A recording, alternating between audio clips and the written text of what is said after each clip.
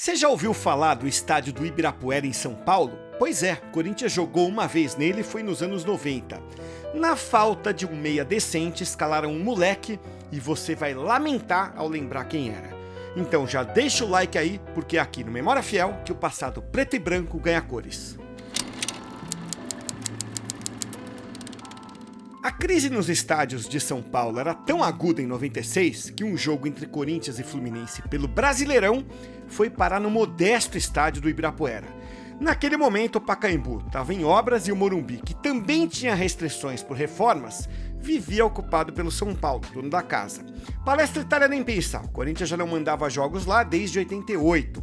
Sobravam então as opções mais modestas, Canindé e Parque São Jorge. Até que surgiu a ideia: por que não o Ícaro de Castro Melo, um estádio pequeno, acostumado a receber competições de atletismo, mas sem muita intimidade com o futebol, hein? Olha, a ideia não era tão maluca assim. O estádio do Ibirapuera andava recebendo alguns eventos mais parrudos em meados dos anos 90. Por exemplo, em 95, recebeu shows de estrelas internacionais, como Elton John e também o Bon Jovi. Sem contar que a localização é excelente ao lado do Parque do Ibirapuera e colado no ginásio do Ibirapuera. E aquele estádio, que foi construído na década de 50, já tinha acabado de receber alguns jogos do Santos, em 96 mesmo. Então, diante da crise dos estádios de São Paulo, jogar no Ibirapuera fazia sentido. Mas a crise dos estádios não era a maior preocupação da Fiel, viu? Corinthians vivia uma crise de um elenco que de estrelas não tinha quase nada. Para você ter uma ideia, os titulares do ataque eram Alex Rossi e o Alcindo, que não deixariam muita saudade. E, para piorar, aqueles que um dia deixariam saudade estavam de molho. Marcelinho Carioca e o Tiba tinham passado por cirurgia. Ok, o Tiba talvez não tenha deixado muita saudade, mas acredite, ele era o que o Corinthians tinha de melhor para o ataque no Brasileirão de 96. Basta ver que, confiando no Tiba, a certa altura o técnico Nelsinho Batista afastou Alex Rossi e o Alcindo por deficiência técnica. Foi com um time modesto que o Corinthians foi jogar no modesto Ibirapuera com um modestíssimo Fluminense. Para aquele jogo, o Nelsinho Batista escalou o timão com Ronaldo no gol, Vidia Maior, que era um lateral da seleção paraguaia, Célio Silva, Henrique e Ayup, que era lateral direito e jogou improvisado na esquerda, Gilmar Fubá, Marcelinho Paulista, e aí 4 moleques, Jorginho e Deco no meio de campo, Joel e Marcos Alemão no ataque. E o Fluminense entrou em campo com Léo, Vaguinho, César Amarildo e Jorge Luiz, Cadu, Hugo, Dirceu e Rogerinho, Luiz Henrique e Zé Cláudio, o técnico era o Cláudio Duarte. Com o Corinthians meio mal das pernas, a torcida não ficou muito animada de conhecer o estádio do Ibirapuera, que recebeu pouco mais de 2.500 pessoas. Elas até viram uma ou outra chance de ataque no primeiro tempo, mas os gols mesmo foram sair só no segundo tempo. Primeiro aos 27 com o Jorginho. Insiste no lance, boa abertura pro Silva, lá vem cruzamento, bola pra área, gol!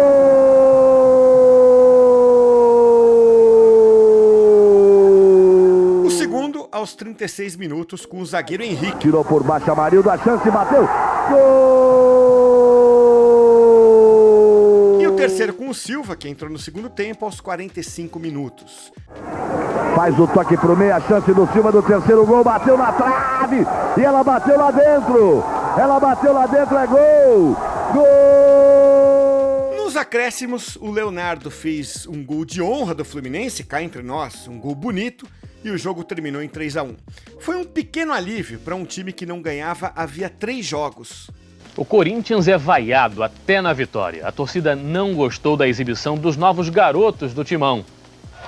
Um time renovado, desconhecido até pelos próprios e fanáticos torcedores. Foi este o Corinthians que começou o jogo contra o debilitado Fluminense. Corinthians de Jorginho, Joel, Marcos Alemão e Deco. Peraí, quem que o repórter aí do Globo Esporte falou por último? Ô, editor, volta a fita aí, por favor, só pra gente ver uma coisinha aqui. Corinthians de Jorginho, Joel, Marcos Alemão e Deco. É o Deco? Que Deco? Olha, é aquele Deco, sim, que 2 anos depois estrearia pelo Porto de Portugal e viraria ídolo lá por 5 temporadas. Depois, passaria mais 4 temporadas gastando a bola no Barcelona e encerraria a turnê de uma década brilhando na Europa com mais 2 anos de Chelsea. E o currículo nada modesto no futebol europeu não para por aí. O Deco se naturalizou português e fez 75 jogos com a camisa da seleção portuguesa. Ele marcou um gol na Copa de 2006 e foi titular de Portugal na de 2010. Mas o Corinthians deixou esse talento aí escapar. O Deco, ainda juvenil, fez só 2 jogos com a camisa do Timão e foi embora. E um desses jogos foi justamente essa vitória por 3-1 sobre o Fluminense, que foi o único jogo do Timão na história do Ícaro de Castro Melo. Voltando ao Brasileirão de 96, Corinthians ainda tentou se reforçar, trazendo alguns jogadores. O principal foi o Mirandinha, que veio do Sion da Suíça. Mas não adiantaria muito, o time terminaria em 12º lugar num Brasileirão que só classificava os 8 primeiros por mata-mata. Uma campanha vexatória para um clube do tamanho do Corinthians. Mas, olha, tenha certeza de que o desfecho do Fluminense naquele Brasileirão seria bem mais vexatório. No campo, o time terminou no penúltimo lugar à frente só do Bragantino. Pelo regulamento, os dois deveriam ser rebaixados. Mas a diretoria do Fluminense tinha um elenco de advogados melhor que o elenco de jogadores. E eles conseguiram mexer os pauzinhos usando como argumento um escândalo ocorrido na Copa do Brasil.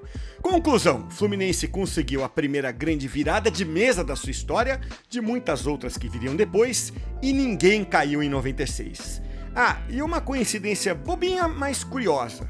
17 anos depois do jogo no Ibirapuera, o Deco encerraria a carreira no mesmo Fluminense, pelo qual, aliás, foi campeão brasileiro, dessa vez sem virada de mesa. Para fechar, se inscreve aqui no Memória Fiel e, sem virada de mesa, clica no like aí, vai!